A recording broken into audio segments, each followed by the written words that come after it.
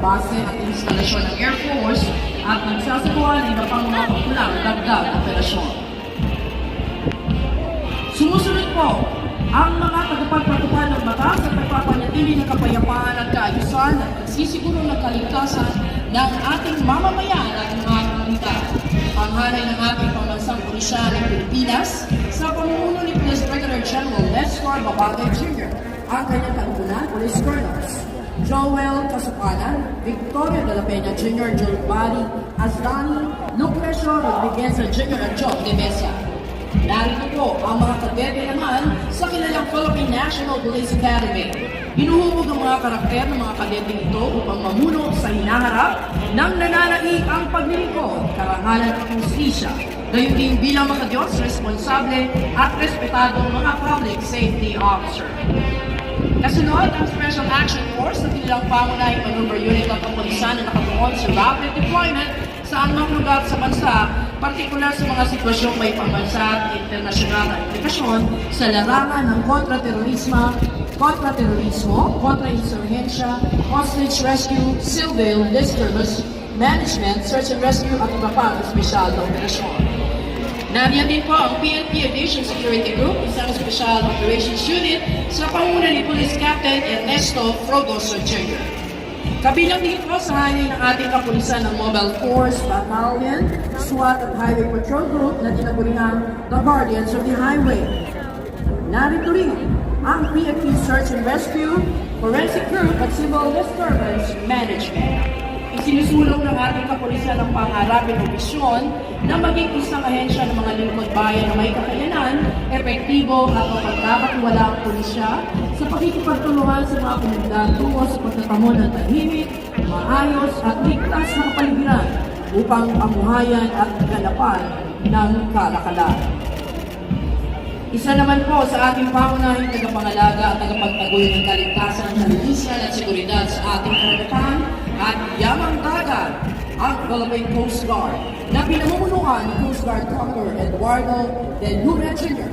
Ang kanyang kalikunan, Coast Guard Captain Sector Rapid Michael Andat, Oliver Canseco, Coast Guard Commanders Alberto Fere, Alexander Cortuz at Richard Cura. Ang unang batalyon ay nasa pamumuno ni Coast Guard Commander Arvin Liwan.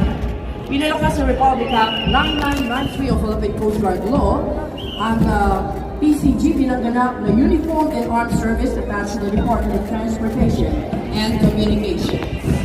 Ang pangalawang batalyon, pinamumunuan ni Coast Guard Lieutenant Commander Paul Ives Cacalinti. Pangunahing tungkulin ng Philippine Coast Guard ang Maritime Search and Rescue, Maritime Safety, Marine Environmental Protection, Maritime Law Enforcement, at Maritime Security. Sumusunod po ang mga pinutungan ng Bureau of Fire Protection.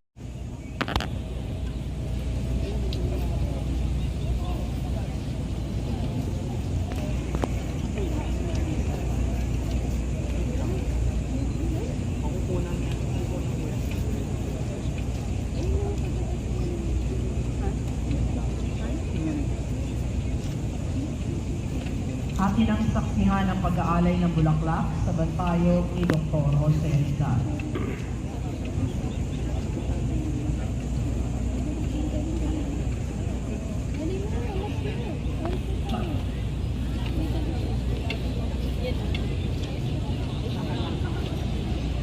Hindi masyado yung Pag-aalay ng bulaklak sa Sabing Bantayo ni Dr. Jose Rizal ang ating Pangulong Ferdinand R. Marcos.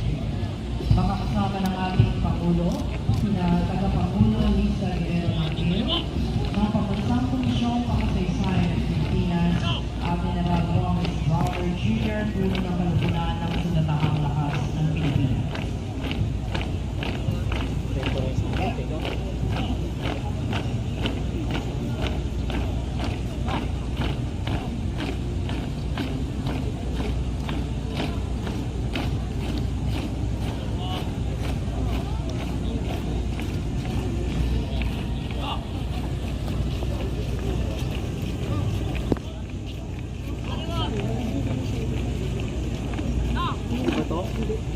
Ay.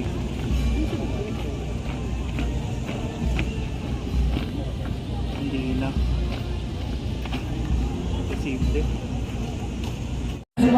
presyosyon ng panganib at kapinsalaang dulot ng mga sunog sa mga gusali, kabahayan at iba pang katulad na istruktura, gayon din ang kagubatan at mga sasakyang panlupa at pandagat. Ang pangalawang batalyon ng BFP ay nasa pamumuno naman ni Fire Superintendent Ronaldo Sanchez. Bahagi ng pagsisiguro ng BFP ang pagtugon sa mga paalala at mga hambangin laban sa sunog, ang edukasyon sa fire safety, fire protection at life safety systems. Ang Bureau of Fire Protection ng BFP ay nasa pangangasiwa ni Fire Director Luis Suralta Puracan at kumikilos sa ilalim ng Department of Interior and Local Government. Kilala rin sa tawag na Jail Bureau, ang Bureau of Jail Management and Technology, binuo sa pamagitan ng Republic Act 6975 na nasa ilalim ng Department of Interior and Local Government. Ang grupong ito ay nasa pamuno ni Jail Chief Superintendent Arnel Peralta, ang kanyang kalukunan Jail Senior Superintendent Jonathan Lavapie, Lorenzo Reyes Severino Kika, Ronaldo Seno Ambrosio Ambulan, Jose Chemelo Taong at Rubenito Bobadilla. Ang sumusunod na batalyon ay nasa pamuno ni Jail Superintendent Erwin Reyes. Bahagi ng mandato nito ang pagkontrol na pang-administratibo at operasyonal sa lahat ng kulungan sa syudad, sa distrito at munisipal sa buong bansa. Bago na pinagtutunan ng pansin ito na pag-aingatan at igagawa ang mga taong pinaguriang deprived of liberty o detainees na naakusahan sa korte. Mga pansamantalang nakadetine habang umuusad ang investigasyon, mga naghihintay sa pinal na hatol at maging mga nahatulan o nasentensyahan na. Narito naman po ang ating mga kawani ng Philippine Drug Enforcement Agency na pinamumunuan ni Investigation Agent 5 Irvin John Cuderes. Ang kanyang kalipunan, Agents Arnold Friel Navarro, Matt Joffrey Ayala, Kevin Codamon at Roy Castillo. Nariyan din po ang kanilang mga commanders na sina Agent Alfredo Santiago Jr., Gregor Bugalin at Raymond Paglitawa. Kinakatawan ng mga profesional na tagapagpatupad ng batas laban sa illegal na droga, ang Philippine Drug Enforcement Agency ay nagsisilbing tagapagtanggol ng bansa laban sa ipinagpabawal na gamot. Ang mga kawini ng PIDEA ay pawang nagtapos sa PIDEA at